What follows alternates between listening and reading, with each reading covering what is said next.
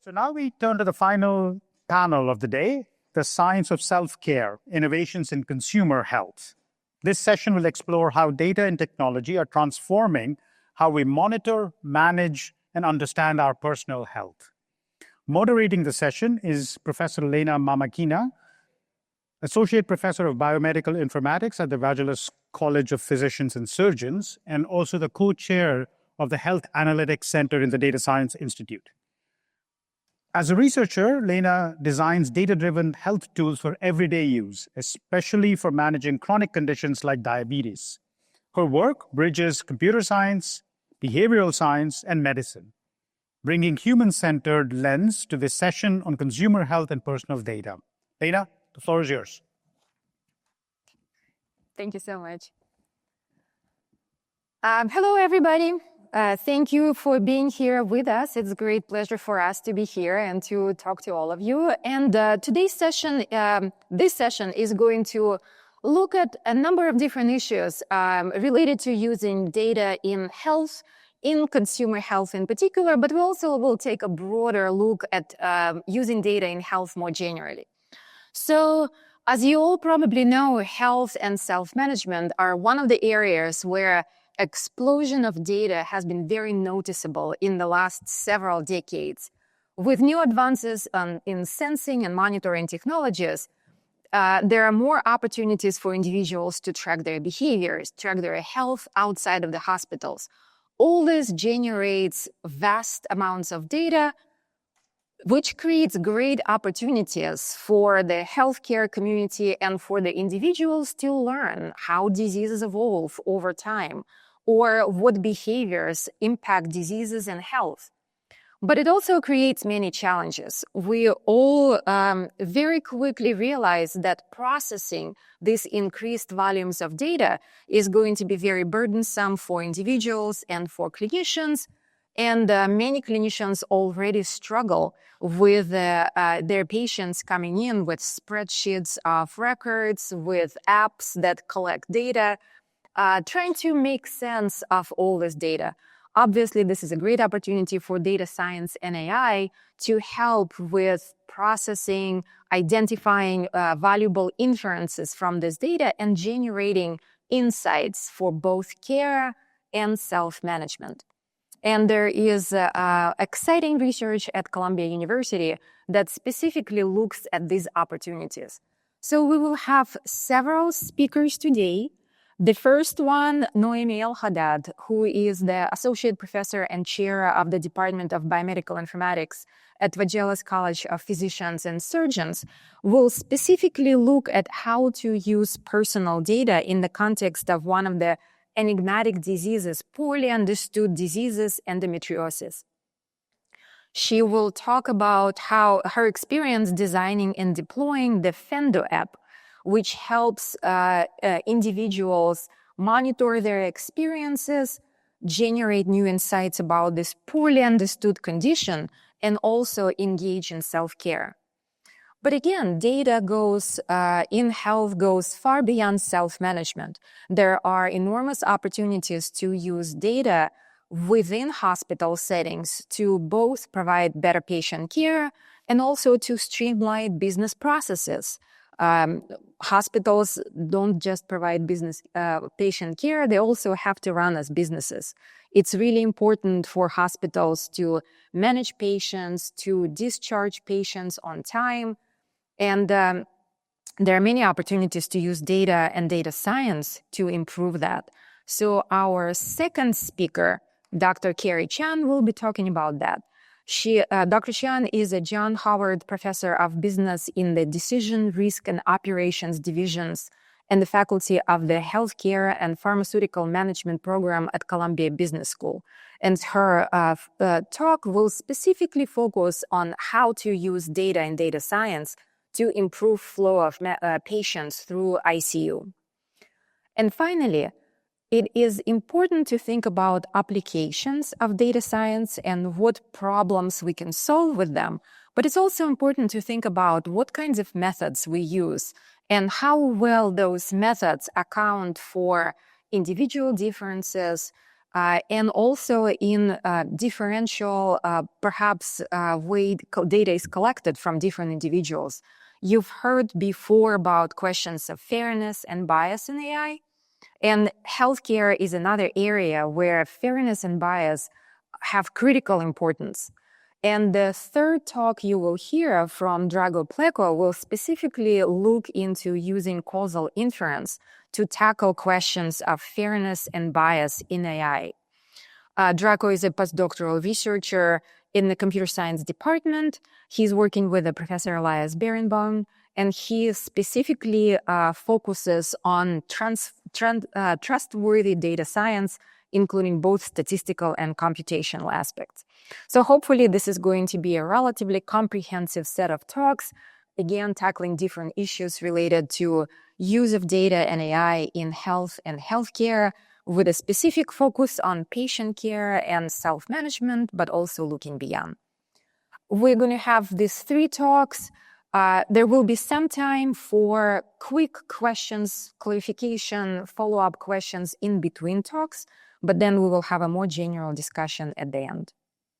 All right, with that, I'd like to invite our first speaker, Dr. Noémie Elhadad. Again, she is the Associate Professor and Chair of the Department of Biomedical Informatics. And she's a Director of the Medical Information Services at the New York Presbyterian Hospital that houses the Columbia Medical School. She leads the AI at VPNS initiative and IFE, which is the Columbia University Research Initiative on Data-Powered Women's Health. She designs AI-driven tools to support patients and clinicians, ensuring that the AI systems of the future are safe, effective, and advance medicine and healthcare. Noémie?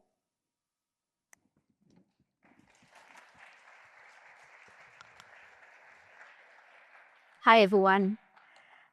So I'm going to be talking today about AI for endometriosis, and I want to start by telling you a little bit about this condition so you can see the opportunities for AI. So endometriosis is a chronic inflammatory estrogen-dependent condition where the primary symptoms are severe pelvic pain and infertility for most of the patients. Physiologically, it's defined as lesions of tissue that looks like the endometrium, which is a lining of the uterus that grows outside of the uterus of a patient's body. It's a prevalent condition. It's estimated to be between 6 and 10% of all women in reproductive age. And despite the prevalence, it's underfunded, understudied, and understood. And so there's a lot of questions, both from the basic science of the disease to how do patients go about and get diagnosed or managed with this disease. So the consequence of these underfunding, understudying is that there's a really high burden on patients. There's a really high rates of healthcare utilization for patients with endometriosis. It has a debilitating impact on everyday life because of the symptoms of the condition.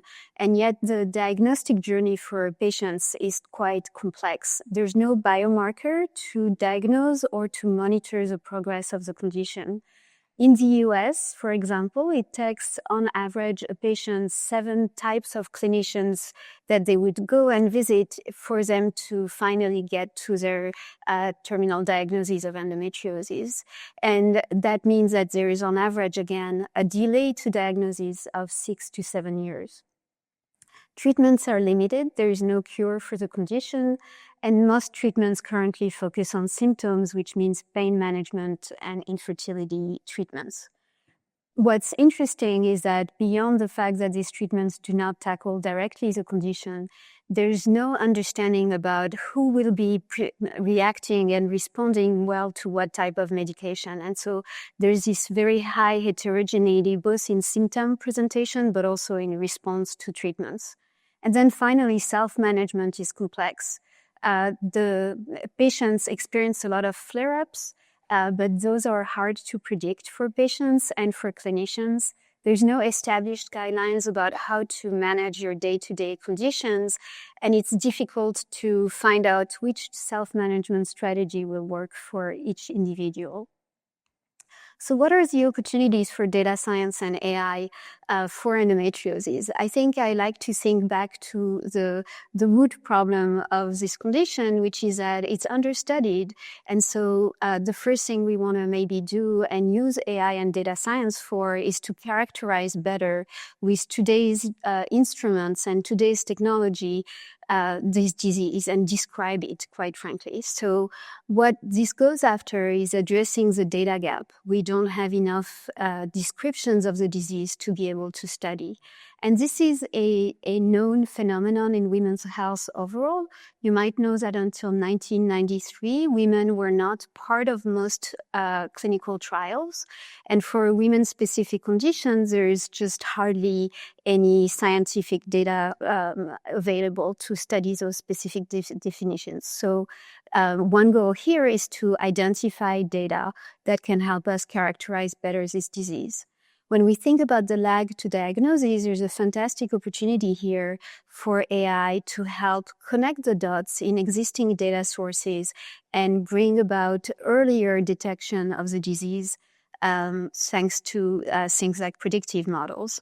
And then finally, this fact that self-management of the disease, so this is day-to-day life of patients and trying to understand how they can go about self-managing their condition, because it is so complex and there's no guidelines, etc. Could we again leverage AI techniques, but in particular human-centered AI techniques, to be able to create technologies that supports patients in their day-to-day lives? So we've built a community of patients called Citizen Endo. To date, there's about 18,000 patients in it from all over the world. It uses principles of citizen science, and we build tools for data collection and analysis that can reflect the lived experience of endometriosis, but also enable us to do research on this condition. We built an app called Fendo that allows patients to self-track their diseases, and it's available in multilingual and all over the world again. It has all sorts of functionalities to track and review your data, and that has helped us kind of already fill a data gap here. We're able to identify a picture of pain patterns, and we're able to show that this is about 15,000 people that were identified. Pelvic pain is one symptom, but it's not the only one. And we did a lot of work on using AI to identify novel subtypes of the disease. In fact, we found that diseases such as endometriosis have wide variation in time. And here again, we're using AI techniques to identify through week by week the changes in severity of symptoms. We also have been looking at other existing observational data sets. So here we looked at 9 US databases across the US and compared the records of 2 million endometriosis patients to 188 million women of reproductive age. And we're able to, again, kind of create a picture of what it means to have endometriosis. These are the conditions that are statistically significantly more present in women with endometriosis, and these are the prevalence of different treatments used. So this lag to diagnosis gives us an opportunity to do early detection, and I'm going to go very quickly now, but just to give you an idea that, again, we can reuse this data, and here there's less gap to data. What's missing is the actual ability to predict things and detect disease at the right time. And so we're very excited that in partnership with New York Presbyterian, we're going to be testing and implementing a prospective fashion and early detection of endometriosis at the point of care.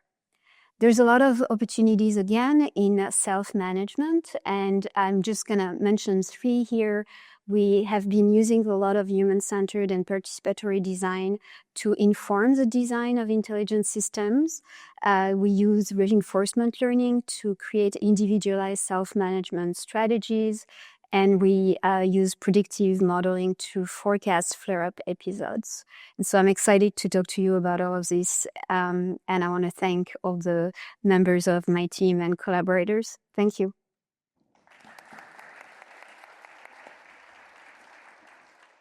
Thank you.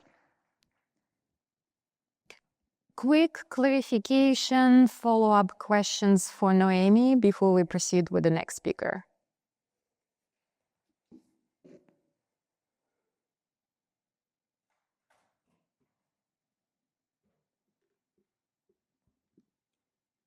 When do you think we'll have basically an ICU in the smartwatch, like all the monitoring capabilities in the smartwatch that an ICU has? When do I think there's going to be all the capabilities of a smartwatch in an ICU? Was that the question? Intensive care unit, like all the monitors that they have. When will all the sensors be in like a smartwatch? Go the other way around. Yeah, the other way around. That makes more sense. I think we're getting close. Especially for chronic diseases, we might not need like super high resolution things, but wearables are definitely playing a role. We've started using that as well, for example, in our own work with forecasting flare-ups. All right, thank you. We'll have more opportunities for more general discussion after the 3 talks. So with that, I'd like to invite our next speaker, Dr. Carrie Chen, again, who is a John Harvard Professor of Business in the Decision Risk and Operations Division and the Faculty Director of the Healthcare and Pharmaceutical Management Program at Columbia Business School. Her research is in the area of healthcare operations management, and her primary focus is on data-driven modeling of complex stochastic systems, efficient algorithm design for queuing systems, dynamic control of stochastic processing systems, and economic analysis of healthcare systems. She has great experience working with a variety of hospital systems, including our New York Presbyterian Hospital. She's a recipient of NSF Career Award and a number of other very prestigious awards, and we are very much looking forward to her talk. Carrie?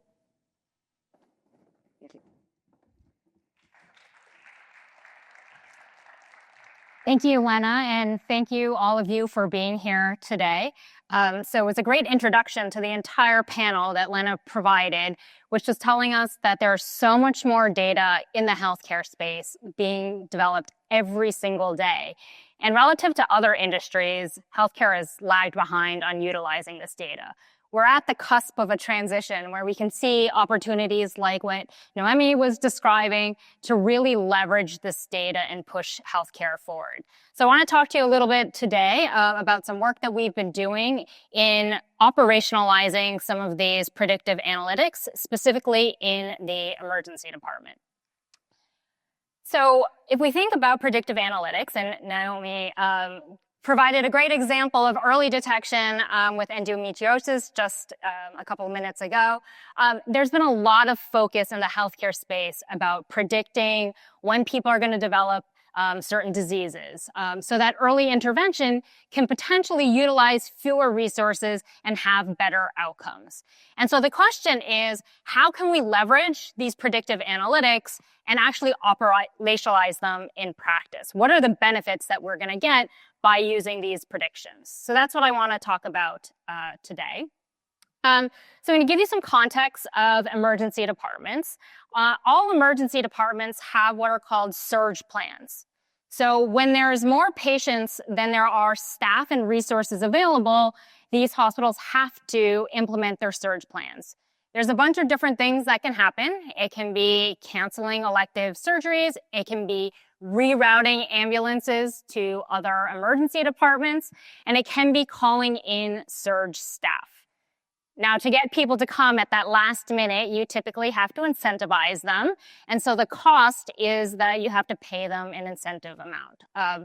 So the challenge is that typically staffing decisions are made weeks or months in advance when you have limited information about what demand is going to be, right? And so the challenge with that is there's a lot of uncertainty in the demand. The benefit is that you're paying people at their base salary rate because that's kind of, you can think of that as the number of full-time employees that you're having. When we get to a shift where there's more demand than there are resources, you may need to implement your surge plan. And so at that point, you have more certainty as to what the demand actually is. The patients are in your emergency department, but you have to pay at this incentive level. And so how do we think about leveraging predictive analytics and making staffing algorithms knowing that we have these predictions. Why would real-time information be helpful? Well, let's think about where we are today. We are just starting to get out of flu season, all right? So we know every winter flu is going to hit, and demand in emergency departments is going to be higher than it is in typically August, for example. But we don't know how bad the flu season is going to be weeks or months in advance before it actually hits. So this is the number of hospitalized patients in the United States each year. During COVID, people didn't get hospitalized, why we have a 0 there. And you may or may not have seen in the news that this year's flu season is actually particularly bad. The white bar is what is the projected, blue is what has been confirmed so far. But you can see there's a lot of variation here. And actually, in 2017 and 2018, here in New York, because demand at the emergency department due to flu patients was so high, hospitals in New York City had tents open to accommodate all of those patients. That was part of their surge plan. Of course, once you're in the flu season, today, we know how bad it's going to be. So being able to postpone your staffing decision until you have that real-time information can be very beneficial. So what did we do in this work? Was we tried to kind of encompass this notion of building a predictive analytics. So we had a 2-stage prediction model. 1, weeks or months in advance, using only rudimentary information. Is it a day shift? Is it a night shift? What day of the week is it? Can we predict what demand is going to be? And actually, those factors do a pretty good job. Then on our 2nd stage, we use real-time information that's fed in from the electronic health records. In fact, we also use Google Trends. So how many people are searching, do I have flu symptoms? People do that before they go to the emergency department. And so then we have these predictions.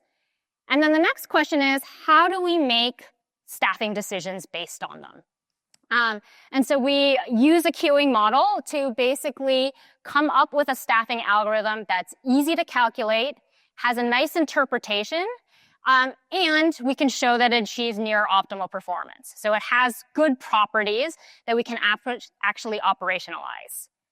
And so that's exactly what we did. So we partnered with Hackensack Meridian over in New Jersey for a pilot experiment for about 2 months. Every day we would send this email, you can see it on the right, which gives predictions for how many patients are going to arrive at different periods over the course of the day, and our recommendation for how many staff that they should have. Now, if the number of staff is how many they already have, they don't need to do anything. If it's more, they need to start calling in some of that surge staff and paying that extra rate.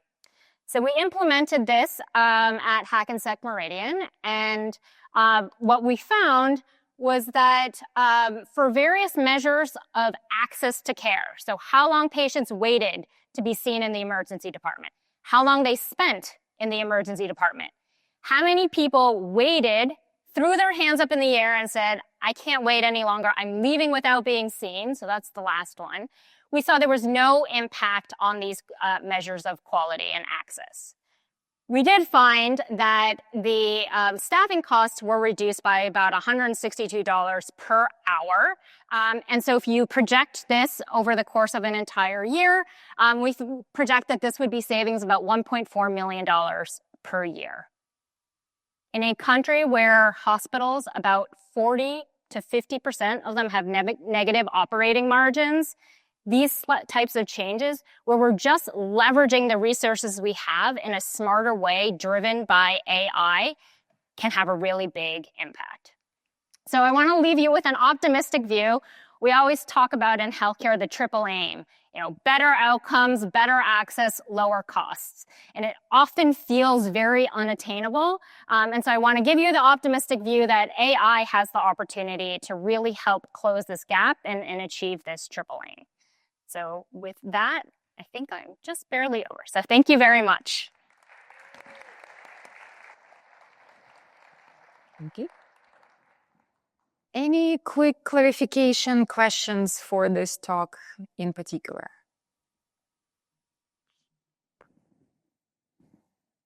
All right. In this case, we're going to move on to our last speaker, and then hopefully we'll have a discussion at the end. So our last presenter is Dr. Drago Pleco, who is a postdoctoral research scholar in the computer science department at Columbia University. He completed his PhD in the Seminar for Statistics at ETH Zurich. His research interests are in applying causal inference for trustworthy data science, including both statistical and computational aspects. He has previously worked on fair machine learning explainability and more recently on algorithmic recourse, with particular attention to causation in intensive care unit, which kind of creates a nice connection with the previous talk here, including applications of AI tools in the ICU. Drago, please join us on stage. Yes. Thank you. Very nice. Good. Thanks for the introduction. So I want to thank some of the previous speakers for setting the stage for me. They've said a lot that provides a lot of context for what I'm going to be saying. So they discussed a bit about how we can use AI to improve health outcomes. What I'm going to talk about today is how all of these applications of AI, what kind of implications they have on differences in health across demographic groups. So given that this is a 7-minute talk, I want to quickly give you some of the pointers where you can read more about our work. So I'm going to talk about, there's this paper that I want to mention called Causal Fairness Analysis that came out at the Foundations and Trends in Machine Learning in 2024. And on top of this, there's a lot of material online where you can study what we're doing in the context of causal fairness. So there's a bunch of tutorials in some of the large AI conferences. And I also want to mention there's a course on this topic at Columbia Computer Science, and some of the lectures are available online. So to give you a sense of what we're doing in causal fairness analysis, I'm going to tell you a bit about a specific example. So I'm going to tell you about this example where we studied group differences in hospital mortality after being admitted to the ICU. So I'm going to talk about our work, which was based on Australian data. We analyzed US data as well, but I'm going to focus on Australia because the quality of the data is really outstanding in this context. So what we observe when we look at this large-scale epidemiological data, we observe there's always differences in outcome across demographic groups. So in this particular instance, we were comparing outcomes for the Indigenous patients in Australia versus non-Indigenous patients, or the majority group. And what we found in this data is there was a difference between these groups, and Indigenous patients actually had slightly larger mortality rates compared to the majority group. And of course, the question that we ask is, does this marginal difference that we observe in the data, does this imply anything about fairness or equity in the underlying health system that we're trying to analyze? And the short answer to this question is no, and this is where the opportunity arises to use causal inference tools. So what we can do is we can build a graphical causal model that represents how the underlying data is generated. So in this particular instance, ethnicity labeled X is going to be our characteristic of interest. There's a group of variables that could be confounding, that we call the confounding variables, that are possibly associated with ethnicity. This includes age and demographics. There's a group of mediating variables labeled W here, which records everything about the patient's state when they come into the ICU. And finally, the outcome of interest is mortality. And what is the key insight from taking this causal approach is that we can actually perform a causal explanation to help us understand why we're observing this minus 0.4% disparity in the data. So this disparity can be generated in essentially 3 different ways. So the first way is the so-called direct effect of X on Y. So it could be the case that minority patients are more or less likely to die when all other variables are kept equal. It could also be the case that minority patients have higher or lower illness severity, so maybe they arrive to the ICU being more sick. And finally, it could also be the case that the minority patients are younger or older on average, and they arrive to the ICU younger, right, which may improve their outcome. Now, in this specific instance, we're interested in any effect that is different from 0, right? So any group differences along these different causal pathways are of interest for us. And specifically in this context, I want to show you the decomposition of this disparity. What we're seeing is that all 3 of these pathways are actually statistically significant and very, very interesting to analyze further. What I specifically want to mention is that the direct effect here is positive, which means that when we condition on all other variables, minority patients actually have better outcomes, which is a huge surprise that I'm going to connect back to this in the very last slide. So this gives you a sense of how causal tools can be used, but I want to sort of expand a bit and give you a catalog of different settings where where we can use causal fairness analysis. So the first, for the example in the previous slide, was a prototypical example of what we call bias detection. So in this setting, we have a graphical causal model, and there's a single outcome of interest Y that we're trying to analyze. So typical examples of this include analyzing differences in mortality rates, analyzing differences in disease incidence and healthcare access, right? So this is what would fall under bias detection. What is very important when we start using AI system is the second setting that we call fair prediction. In fair prediction, things are more complex. So on top of the outcome Y that exists in the real world, we also now have machine learning predicted outcomes, which are labeled Y hat here in the figure. So different examples of this include illness severity scoring, right? Or mental health assessments. We're, for example, trying to predict mental health assessments for people in electronic health records based on some historical data. And finally, triage tools used in emergency rooms and emergency departments, very related to what Professor Chan was talking about, actually fall under this umbrella. So what we need to do is we need to study the implications of using these outcomes and how existing biases in the real world may be learned by AI systems and propagated into the future. So there's a bunch of work and there's a bunch of results in our work that allow us to analyze these questions systematically and provide an algorithmic approach for assessing fairness and equity in the context of fair prediction when AI is used. The final setting I want to mention is very important, is the setting of decision making. So in decision making, we not only have an outcome of interest Y, but we have a specific decision D, which precedes this outcome, and we're using the decision D in order to optimize this outcome Y. So prototypical examples of this, honestly, are anything in clinical decision making. So for example, optimizing survival for a cohort of patients using heart transplants, right? The decision D is a heart transplant. We're trying to optimize survival, optimizing survival using cancer treatment, radiotherapy, surgery, anything else. And finally, in the context of the intensive care, optimizing a patient's respiratory stability using ventilation or respiratory support. So what this gives you, it gives you an umbrella of different settings, and regardless of the setting that you're working with and you're analyzing large-scale healthcare data, you could be using some of these tools to understand what the impacts may be for different demographic groups. So what I want to conclude with something inspirational, which has been a major breakthrough in our work recently. So I've told you about this analysis from the Australian data. So what we managed to show that this improved survival for minority patients is actually linked to an increase in the baseline risk of ICU admission for this group. So what that means is that compared to the majority group, minority patients in Australia actually have a significantly higher risk of being admitted to the ICU. And what we've then analyzed, what is the geographic variation of this. And for the entire country of Australia, for different statistical areas, we were able to quantify exactly what the increase in the baseline risk of ICU admission is. And our findings are absolutely fascinating, right? Different areas have huge differences in the baseline risk of ICU admission, and the public health implications of this are immense. So for example, you may well know that ICU care compared to other types of care is much more expensive, and so on and so on. And there's a bunch of interesting questions coming from this result that ask about how could the healthcare system be improved and made more efficient based off of this finding. And we're currently in the process of trying to do a similar investigation in the United States. And just to conclude, I wanted to show this example to show that we can use large-scale epidemiological data to provide insights into how healthcare systems are designed and how this may affect minority health. Thank you.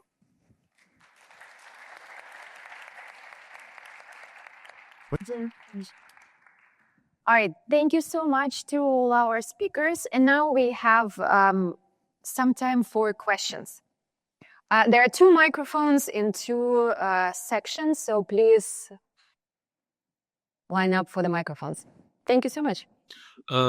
You mentioned that there was a data quality difference between Australia and the US. I wonder if you could expand on what the key components of that were. Oh, wow. That's a great question. There's a lot to say. I could use all the 12 minutes, but I'm going to try not to do that. So I think one of the key differences and this is not a scientific answer, to be honest, is more like a feeling shared among me and many of my collaborators.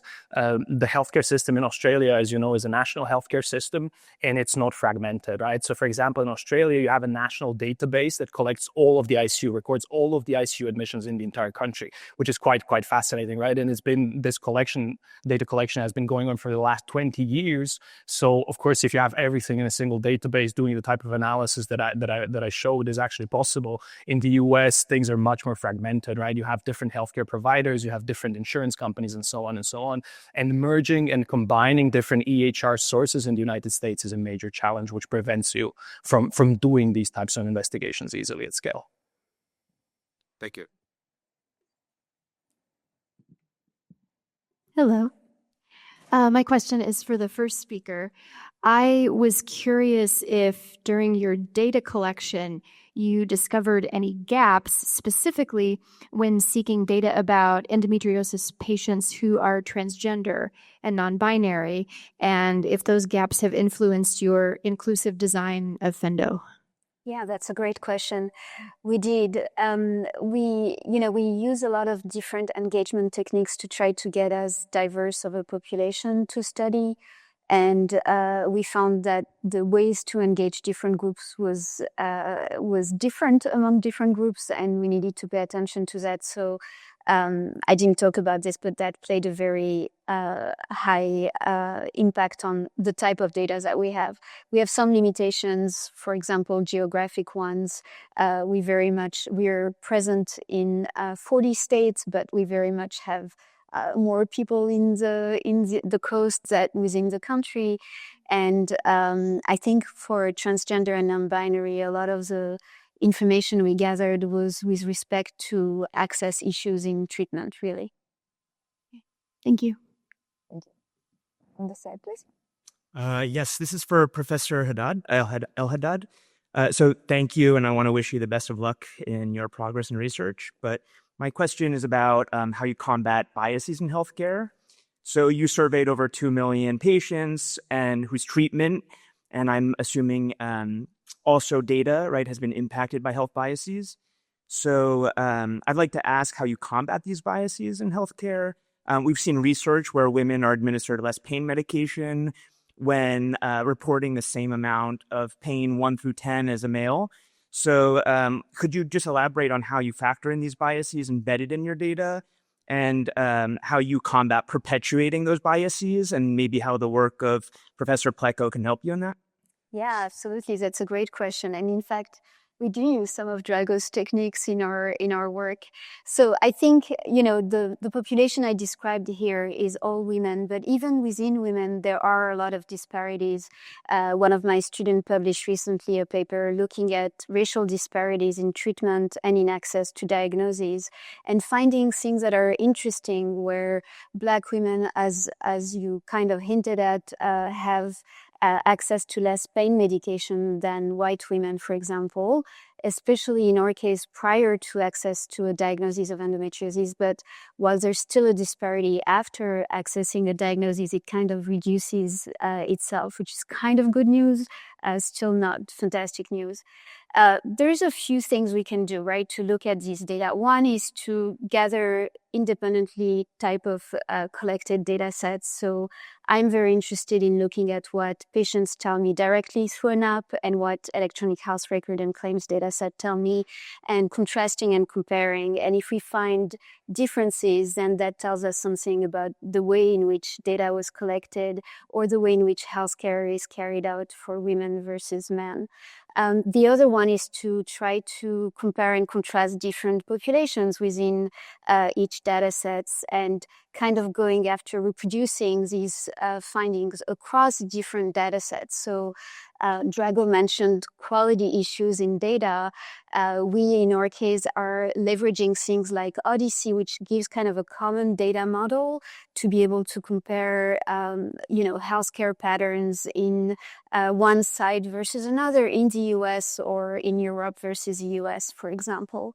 So we've been able to do things like looking at across all conditions, meaning all ICD codes. For people who know what an ICD code is, it's a diagnosis code, and looking at time to diagnosis diagnosis, time to access to a diagnosis code for all men versus all women. So this is like, we're talking in the US, 200 million patients kind of analysis, and finding that across most of the conditions we looked at, women had a longer time to access a diagnosis.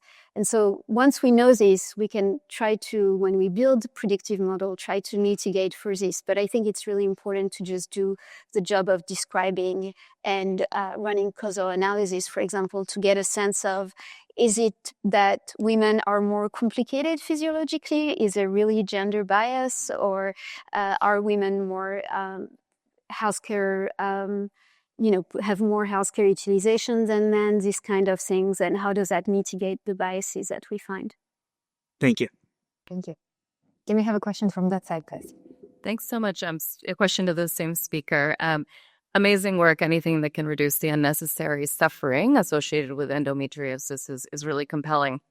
You see similar delays to diagnosis and to management for pelvic floor disorders, right? For a variety of other, as you said, women's health issues.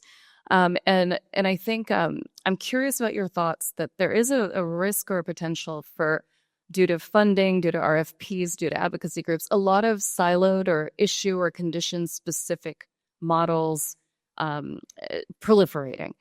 And that has caused trouble in other domains and other aspects of healthcare. And I'm curious what you think the potential is for bringing these together, almost an interoperability question, or approaches to addressing these issues that are not so siloed.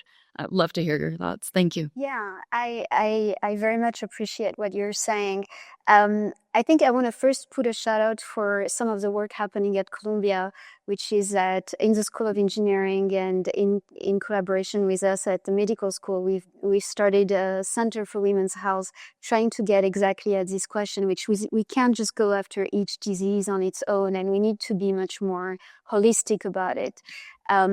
Methodologically, what it means, for example, is that when we build early detection models, we don't want to just have any control that is like a healthy woman, but maybe we want to be able to have someone who has PCOS or pelvic floor dysfunction and be able to discriminate them through a model with endometriosis or whichever other condition we want, so that we don't go about just labeling every woman who has pelvic pain as an endometriosis patient, for example. The second comment that I have about this is, while we think about how do we apply this in practice, it went very quickly on the slide, but I kind of put a schema of how we're going to be using our early detection model. And the goal there is not to say I predict a diagnosis, but to say I predict that you need a referral to specialty gynecology. And just that triaging the patient to the right pathway, I think is going to help with just not being, helping hopefully with endometriosis, but also bringing people who might have PCOS or other conditions to the specialty gynecologies that they need and currently do not have access to. Thank you so much. With all the data that you're collecting from patients, their outcomes, the treatments, how far off are we from having, like, say, an automated medical suite that can scan the patient, diagnose the patient, and then treat the patient? Like, say, without the need of a doctor.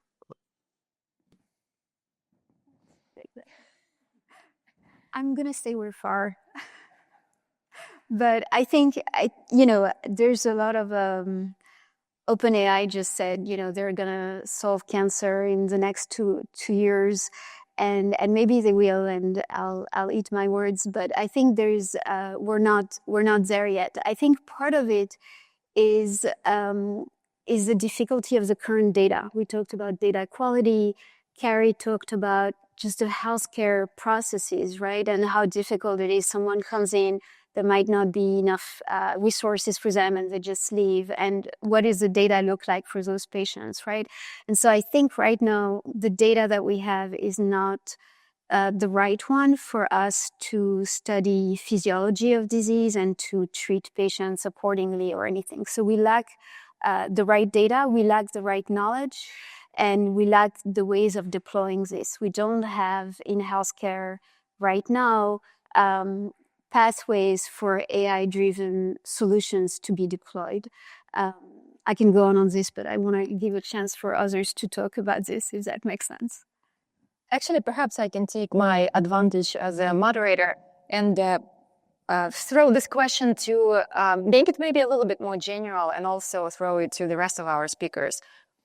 Even if the systems are not quite as widely deployed as we would maybe like them to be right now, how do you see, what are some factors that either prevent these systems from being deployed and adopted, or what are some of the changes that need to happen?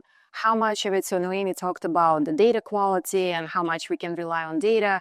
What are some of the other things in the place? How much do we need clinicians to understand how the systems work? How much of it depends on economic benefits related to them?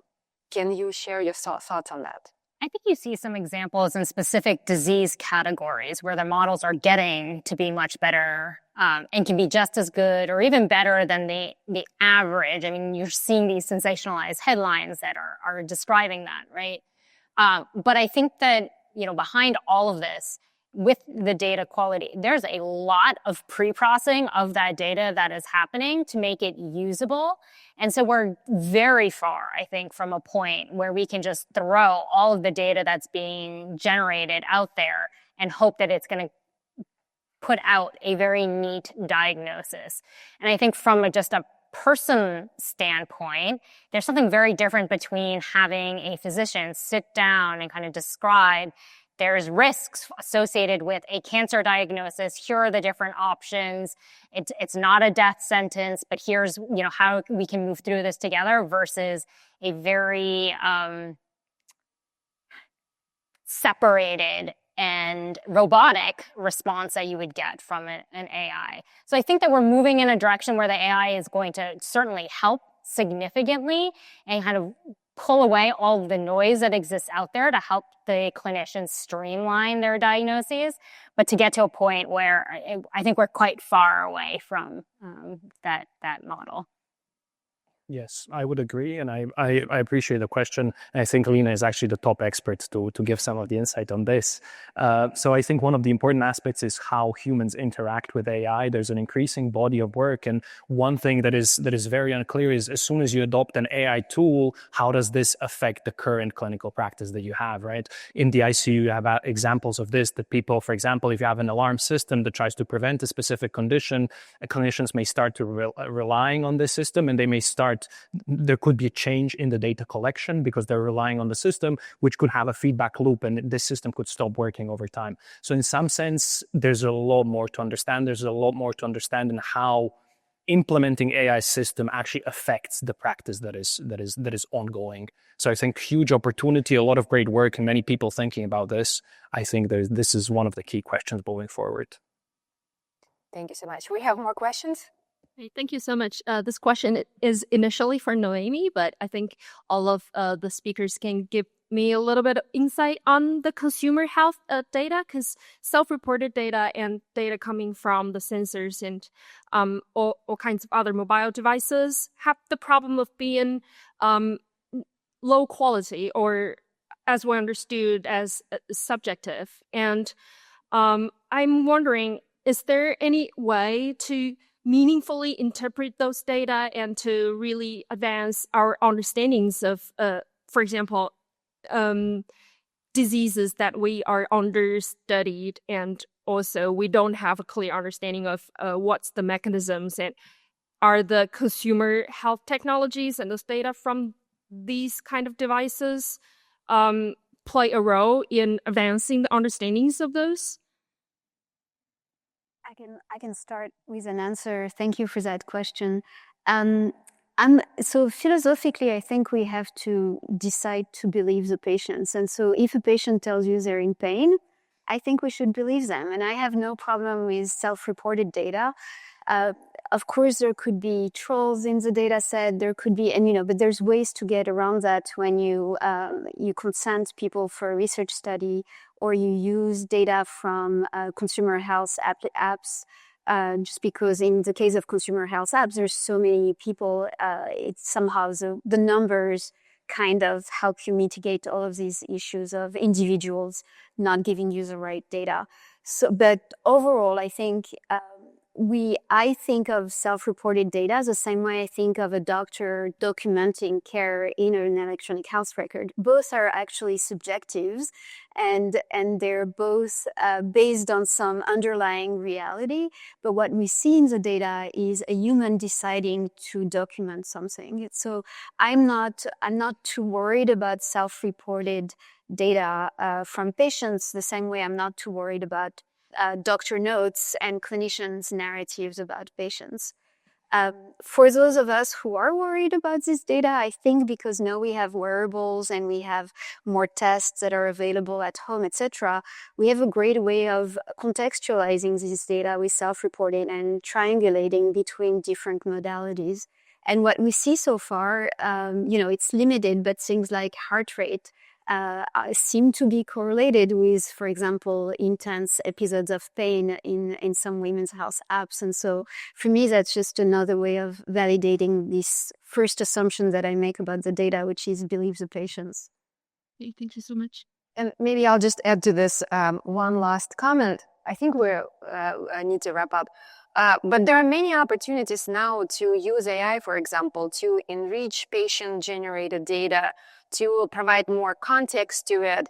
I work a lot in diabetes self-management. I work with nutritional records, which are notoriously sparse, irregular, hard to collect, and very uninformative sometimes. So we have many projects where we try to use LLMs to create richer data sets based on very, very fragmented and very small pieces of information that we get from individuals themselves. So there are opportunities as long as we're willing to continue working with this data and make the best out of it.